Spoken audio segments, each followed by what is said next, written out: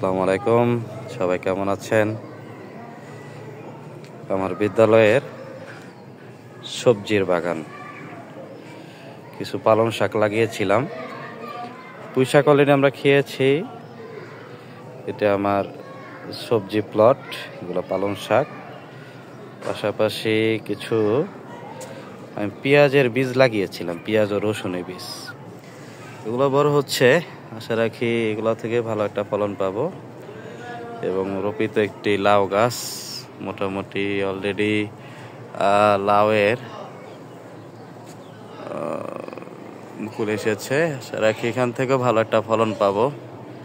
সকল টিচার স্টাফরাও এখান থেকে, পাশাপাশি কিছু গার্ডিয়ান এবং ছাত্রছাত্রীদেরকেও কিছু খাওয়াইতে পারবো আশা রাখি। এটা বিদ্যালয়ে আমাদের শহীদ মিনার সামনে কিছু গাছ লাগানোর, অর্থাৎ ফুল গাছ লাগানোর চেষ্টা করেছিলাম, যতটুকু সাধ্যের ভিতরে সম্ভব চেষ্টা করা হয়। এখানে কিছু কলমি শাক লাগিয়েছিলাম, অলরেডি কিছু কলমি শাক আমরা আমাদের কিছু ভুলের কারণে নষ্ট হয়ে গিয়েছে। আশা রাখি সামনের দিনগুলোতে সুন্দর কিছু কলমি শাক আমরা করতে পারবো। যে মেহগনি গাছগুলো দেখছেন, এগুলো মোটামুটি 1 বছর হয়নি এখনো।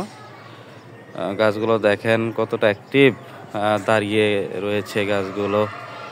গত বর্ষায় গাছগুলো লাগিয়েছিলাম, আলহামদুলিল্লাহ গাছগুলো খুব সুন্দরভাবে বেড়ে উঠছে।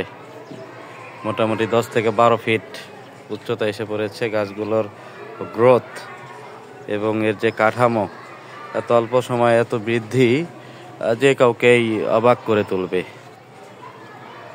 আমার সেই স্কুল মাঠ, বাচ্চাদেরকে আমরা এখানেই খেলাধুলা, অ্যাসেম্বলি করা, সকালে যে প্রাত্যহিক যে ব্যায়ামগুলো থাকে আমরা চেষ্টা করি এখানেই করানোর। একটু গোলাপ গাছ, কিছু ঔষধি গাছ লাগিয়েছিলাম আমি, হয়তো কারণবশত গাছগুলো আমি করাইতে পারিনি। একটি গাছ হয়ে উঠেছে, তুলসী গাছ। গাছটি হলো একটি কামিনীর চারা, খুব ছোট একটি চারা আমি এনেছিলাম নার্সারি থেকে। প্রতি বছরই ফুল পাই, আশা রাখি এবছর ফুল আসবে, খুব সুন্দর ফুল আসবে। ভিতরে কিছু লেবু গাছ রয়েছে, বাতাবি লেবু।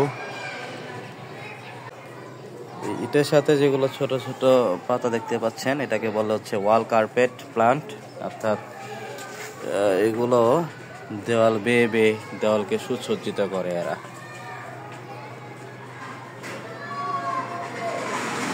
আমার এখানে রয়েছে কিছু মানি প্লান্ট, এটা সেই কাঠ গোলাপের চারা।